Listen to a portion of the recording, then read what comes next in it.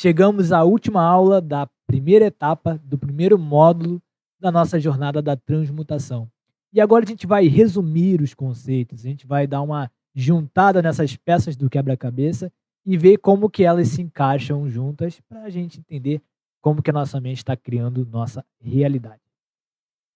Então, voltando lá no começo, a gente lembra que os nossos 5 sentidos, eles captam do ambiente externo, né, do mundo externo, as informações sobre o que que é esse objeto que a gente está vendo, o que que é essa situação, o que que é essa verdade, né, essa causa e efeito. E através dessas informações, ele guarda elas no roteiro, ele forma uma percepção, uma pequena verdade sobre o que que é essa situação ou objeto. Legal. E aí quando essa informação ela fica armazenada, como que a gente faz para acessá-la?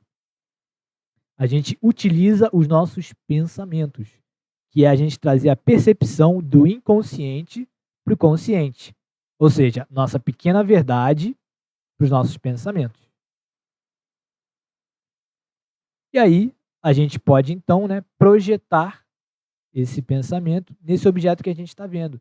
E aí a gente não precisa toda hora ficar se perguntando: "Caramba, que objeto é esse? Como que é a imagem de uma cadeira? Como que é o barulho de uma cadeira?". Não. Como a gente já tem essa informação, então nossos pensamentos nos ajudam a lembrar do que é esse objeto aqui.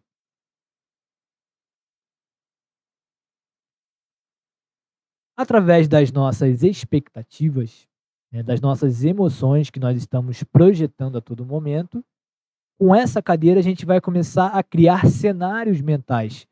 O cenário de realidade, né, em relação a um cenário de expectativa. Então, se a minha realidade é que a cadeira está parada e ela está na minha frente, eu vou criar uma expectativa de se eu conseguir sentar na cadeira, vai ser algo positivo.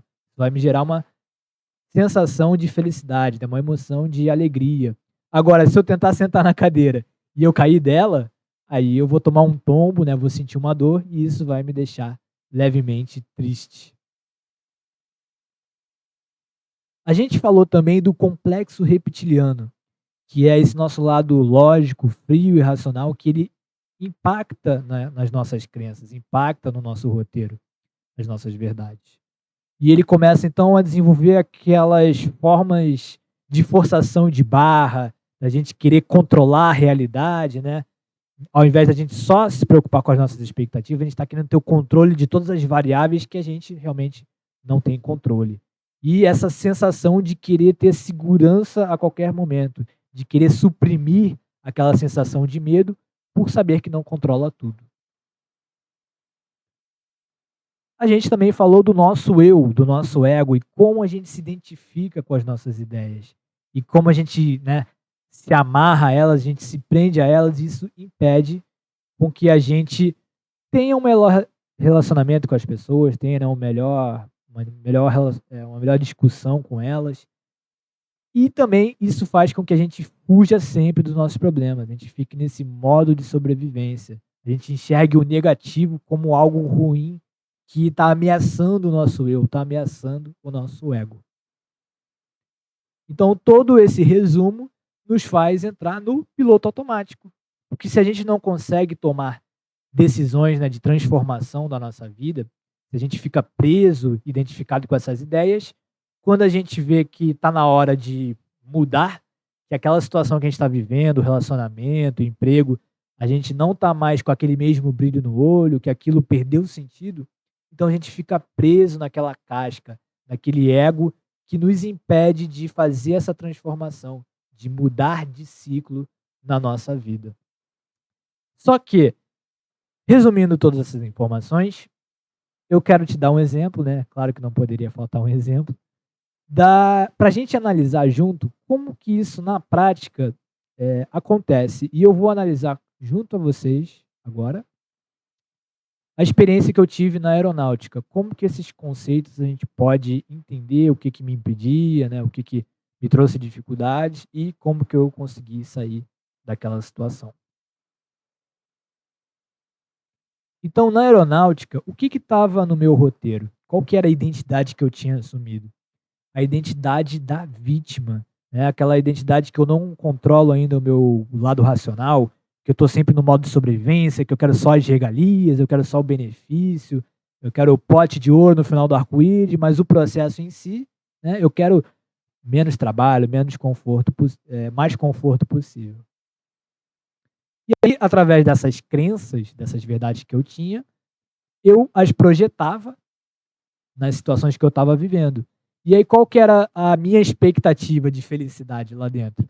Que a aeronáutica se adequasse às minhas opiniões, que a aeronáutica, ela, né, fizesse essas regalias, que não tivesse essa rotina militar, que eu não fosse, né, anotado toda hora, que eu não ficasse lá preso. Essa era a minha expectativa, de que o sistema militar ele desse valor à minha opinião. Só que, o que acontecia na prática? A realidade ela era inferior à minha expectativa. A aeronáutica não estava nem aí para minha opinião, não queria nem saber o que o Lucas pensava. Então, para ela estava de boa. Eu é que estava no lugar errado. Eu é que estava num lugar onde eu tinha uma certa expectativa, mas isso não se encaixava, né, de acordo com as regras daquele ambiente. E aí, olha o meu complexo reptiliano, né, o meu lado racional, como que ele estava ali injuriado, cheio de medo, querendo controlar as situações. Por quê? Porque lá no fundo, os meus objetivos era só ter conforto, ter uma vida de oficial, com estabilidade, né? Conseguir tudo isso, só o prêmio sem pagar o preço que é necessário para você se formar um militar. E aí isso fazia o quê, então? Que todos os problemas na minha vida fossem algo muito ruim, que fossem algo que roubavam a minha paz. Então, qualquer vírgula, qualquer coisinha de negativa que acontecesse contrário no meu dia, na minha rotina, tirava toda a minha paz de espírito. Aquilo ali realmente me tirava do sério e eu ficava naquela vitimização, no choro, ligava para minha mãe reclamando: o mundo é injusto, as coisas só acontecem de errado comigo. Mas será que não era a vida me dando sinais de que eu não estava seguindo a minha verdade, de que aquele lugar ali talvez não fosse para mim, de que talvez eu tivesse preso aquela identidade, aquele ego de o que que minha família vai pensar de mim se eu sair? O que que meus amigos vão pensar? Poxa, né, eu tenho uma vida aqui, uma farda, essa identidade de oficial, de que manda nas coisas, de que dá carteirada. Como é que eu vou perder isso? Como é que eu vou abrir mão disso? Como é que eu vou falar para todo mundo que isso não me faz feliz? Então, são essas decisões que ficaram eu me fazer postergar e me aprisionaram por 4 anos nesse profundo vazio interno, nessa profunda depressão que eu fui alimentando e me vitimizando. E isso tudo, claro, porque eu não tinha nenhum controle das minhas emoções. Eu era totalmente descontrolado emocionalmente, não entendia que eu poderia, né, ter esse melhor equilíbrio e sair o quanto antes. Já deveria, né, ter saído antes. Mas é claro que tudo acontece na hora que precisa acontecer. E todas as dores servem como aprendizado. Mas isso a gente vai ver mais pra frente. E aí, então, qual foi a libertação? Quando que foi que isso mudou? Quando eu mudei no meu roteiro, né? Na verdade, eu tomei a decisão, ainda sendo um vitimista, sair da aeronáutica, ainda era vitimista, estava cheio de medo, não sabia o que ia ser da vida, até que eu lidei com aquele livro, né? Me deparei com um livro de autoconhecimento e empreendedorismo que mudou completamente a minha vida. Aquele livro, ele mudou o meu roteiro. Ele alterou aquelas crenças de vítima para as crenças de protagonista. Aonde eu sabia que, não, beleza. Agora eu tenho uma verdade forte aqui, eu tenho uma verdade interna que ela, né, eu provei da dor e por ter ido por aquele caminho, por não ter seguido a minha própria opinião, eu entendi que agora a minha própria verdade de protagonista era fazer essa minha opinião, né, valer e ser feliz no meu caminho, ser feliz naquilo que me fazia, né, contente. Mas então será que só esses conceitos, será que só a gente aprendendo a como que funciona a estrutura mental, a gente consegue tomar esse tipo de decisão? A gente consegue fazer essa alteração no nosso roteiro, nas nossas verdades? Pode até ser que a gente consiga, porém, a gente pode utilizar para ajudar a gente a acessar esse roteiro, para alterar essas verdades, para saber quando que a gente pode, né, transformar um problema em aprendizado através da sabedoria oculta. É. E a sabedoria oculta, ela, de acordo com um grande, né, sábio ocultista, o Hermes Trismegisto, ele dizia a seguinte frase: os lábios da sabedoria estão fechados, exceto aos ouvidos do entendimento. E por isso a gente vai entender como que a gente pode utilizar aquilo que está oculto aos nossos 5 sentidos, oculto ao que a gente não está vendo no mundo externo.